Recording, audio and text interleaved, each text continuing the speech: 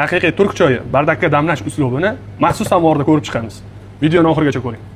Ko'rib turganingizda jo'mraga ikkita, bittasi qaynagan suv uchun, bittasi choy chiqqan zavarka uchun, ya'ni chifr choy tushadi. Qopqoq ochganimizda ko'rinadiki, ikkita qozondan tashkil topgan. Asosiy suv sig'imi uchun va choy damlash uchun отдельный qozon. Bunga zavarkani to'g'ri solishni ko'rib chiqamiz va bunda zavarkani tutuvchi filtr alohida bo'ladi. Quruq choy solish jarayoni biz filtr ichiga solamiz. O'zimizga kerakli miqdor oldi. Biz ayamaymiz bu choy rangi chiqishligida. Hamma o'ziga qarab, holatga qarab qoraytirib oladi. Maslahatim ko'proq solsa hech narsa qilmaydi. Toza bergamot choyidan mazasi va hid berish uchun mana 3 qoshiq qo'shdim. 2 xil quruq choyimizni aralashtirib olamiz mazasi yaxshi chiqish uchun.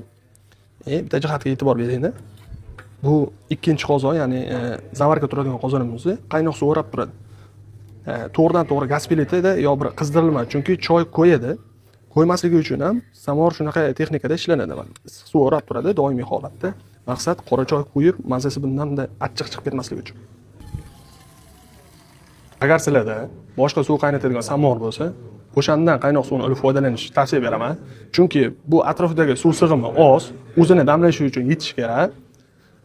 Qaynagan suv atrofidagi kamayib, unga sovuq suvni qo'shmasligi uchun boshqa samovardan olsana ancha yaxshi bo'ladi.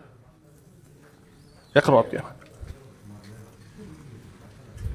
Ba'zi joylarda bardak choyini damlatganda shu zavarkani ichida qoldirib yuborishar ekan. Aslida bu xato, chunki ko'p tursa achchiqlashib boraveradi va o'zidan bakteriya chiqarish boshlaydi. Siz zavarkani uzoq yarim soat olib tashlaganingizdan keyin choy chiqqan choy mana shu qozonning ichida qoladi xolos. Ana shunda ta'mi o'zgarmaydi 4 soatgacha. Biz doim shuning uchun kechki paytga yaqin bardakka zapravka qilib qo'yamiz. Kunduzi bizda asosan bardak bo'lmaydi.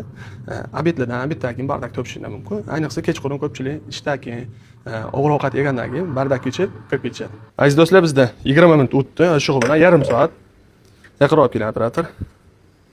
Choylar yaxshi chiqish uchun bitta aralashtirib yuboramiz. Endi zavarka bor filtr yomkisi olib tashlaymiz. Bismillah. Mana do'stlar, choy tushib bo'ldi. Ehtiyot bo'lib qaynoq qo'yib qo'yamiz.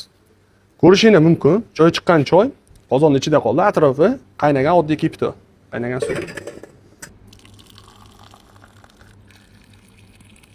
Bunaqangi ko'p miqdorda bardak choyini damlash uchun shunaqangi samovarlar juda ham qulay. Mashaqqatingizni ozaytiradi va ishingizni tezlashtiradi. Do'stlar, sizlar uchun qo'ldan kelgancha o'zim bilgan narsani o'rgatdim. Bizda usul shunaqa.